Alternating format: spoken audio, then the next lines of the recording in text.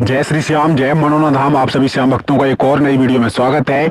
यह जानकारी आप लोगों के लिए काफी ज्यादा महत्वपूर्ण है। अगर आप लोग मनोना धाम आने की सोच रहे हैं तो यह जानकारी उन लोगों के लिए है जो लोग यहाँ पर 16 जनवरी से लेकर के और 27 फरवरी तक आना चाहते हैं। तो इन दिनों में महाराज जी कब कब बैठेंगे और कब कब नहीं बैठेंगे और कब आपको आना होगा, कब नहीं आना होगा, ताकि आप लोगों को महाराज जी भी मिल जाए और उनका आशीर्वाद भी मिल जाए।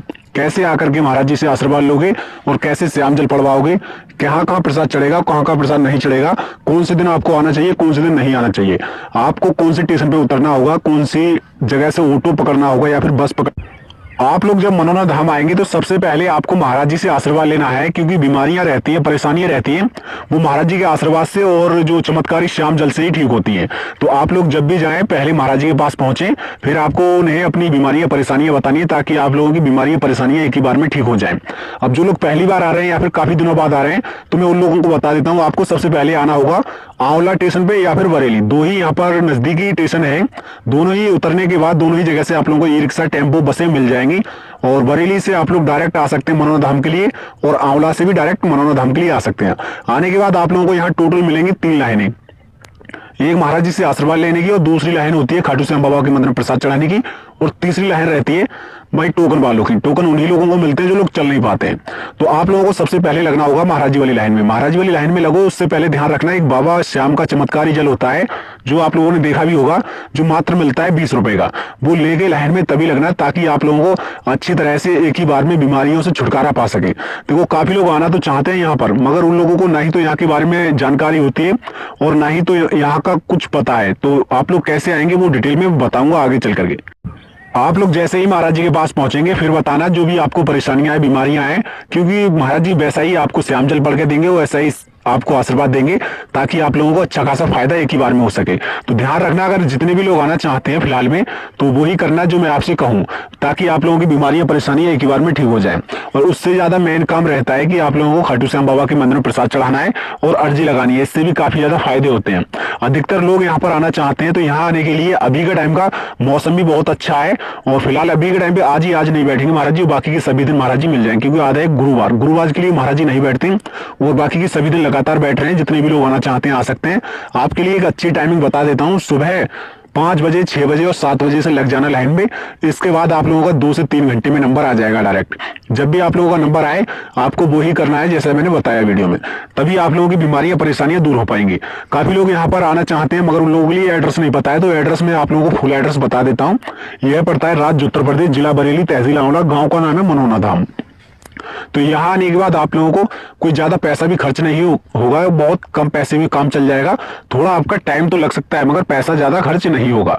आपकी बात करें टाइम की तो लगभग 1 दिन में या 2 दिन में नंबर आ ही जाएगा।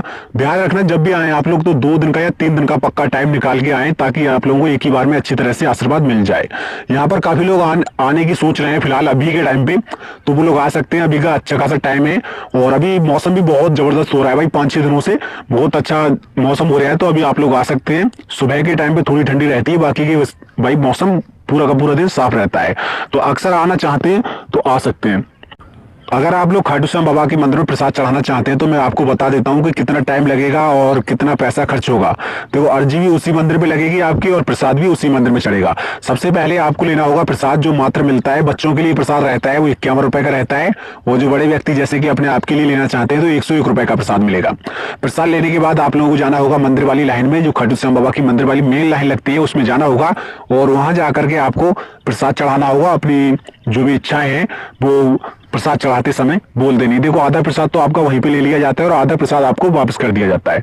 अब इसके बाद आप लोग अगर अर्जी चढ़ाना चाहते हैं तो अर्जी में टोटल जो खर्चा आएगा वो लगभग 70-75 रुपए का आएगा, इससे ज्यादा नहीं आएगा, क्योंकि 10 रुपए का अर्जी फॉर्म मिलता है और अर्जी फॉर्म आपको भरना पड़ेगा। अगर आपसे नहीं भरा जा रहा है तो दुकान वाले की सहायता से भरवा लेना, ताकि आप लोगों को अच्छी तरह से आपकी जो बीमारियां, परेशानियां हैं दूर हो सके।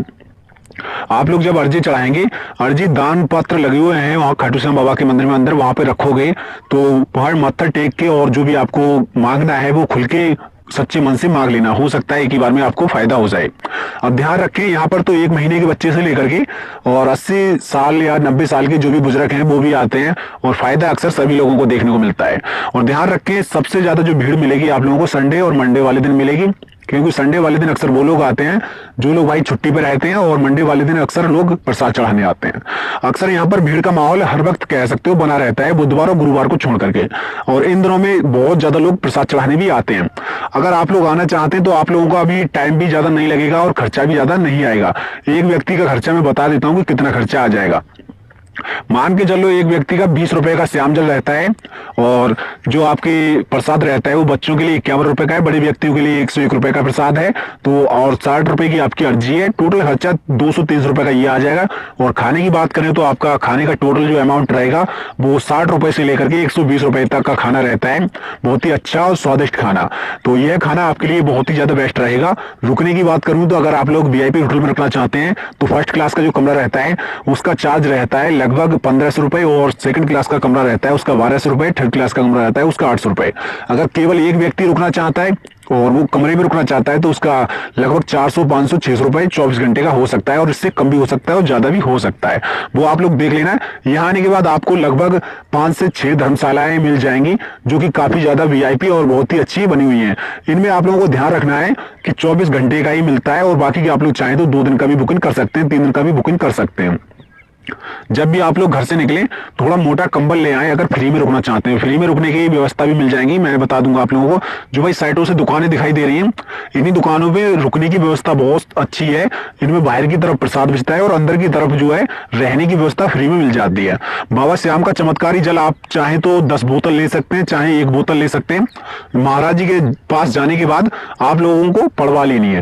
देखो महाराज जी नहीं बैठे हैं तो इस जंगले में बोतल नहीं लगी थी, मगर जब महाराज जी बैठते हैं तो इतनी ज्यादा भाई बोतलें लगा देते हैं। देखो यहाँ मिलता है आपका बाबा चमत्कारी श्याम जल, और यही बहुत ज्यादा फायदेमंद होता है।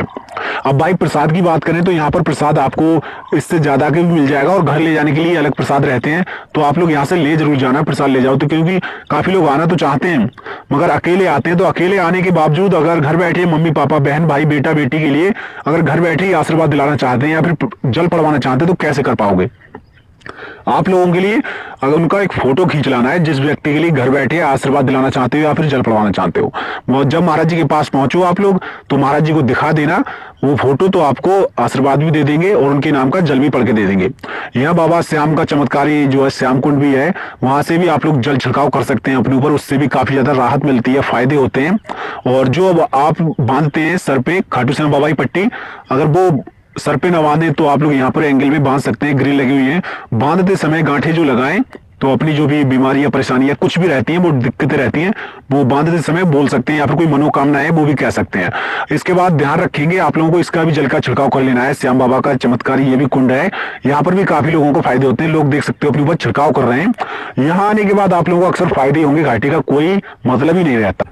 काफी हमारे यहाँ माताएं बहनें और भाई लोग सब भी आते हैं यहाँ पर, और जो माता बहनें होती हैं वो अक्सर ध्यान देंगी कि अगर जिन लोगों के बच्चे की प्राप्ति नहीं हुई है अभी तक तो उन लोगों को क्या करना है। यहाँ आने के बाद अपने हस्बैंड को साथ में लाना है, अपने पति को, और कुछ फल फ्रूट लेके आना, वो महाराज जी से पढ़वा लेना जब महाराज जी बैठे तो, और बता देना कि महाराज जी हमें अभी तक कोई बच्चे की प्राप्ति नहीं हुई है। तो आपको महाराज जी आशीर्वाद देंगे तो आप लोगों को हो सकता है कि एक ही बार में बच्चे की प्राप्ति हो, आपको खुशहाली प्राप्त हो। देखो अक्सर मैंने देखा है यहाँ पर लगभग 8-10 साल से जिन लोगों को बच्चे की प्राप्ति नहीं हुई थी, यहाँ पर खाटू श्याम बाबा की कृपा से महाराज जी की कृपा से उनके बच्चे की प्राप्ति भी हुई है और उनके घर में आज रौनक दिखाई दे रही है। देखो अक्सर ध्यान रखना यहाँ आने के टाइम आप लोगों को वो कुछ बातें ध्यान रखनी ताकि आप लोगों को फायदा ही फायदे हो, घाटी का कोई पता न रहे। देखो अक्सर बुधवार और गुरुवार मत आना, यह 2 दिन आप लोगों को महाराज जी भी नहीं मिलेंगे और ना ही तो आप लोगों को ज्यादा वो मिलेगा माहौल अच्छा। तो अगर प्रसाद चढ़ाना चाहते हो तो आपके लिए बेस्ट दिन है, मगर संडे और मंडे दिन वाले दिन बहुत ज्यादा भीड़ मिलेगी, एकदम अच्छा माहौल मिलेगा देखने के लिए।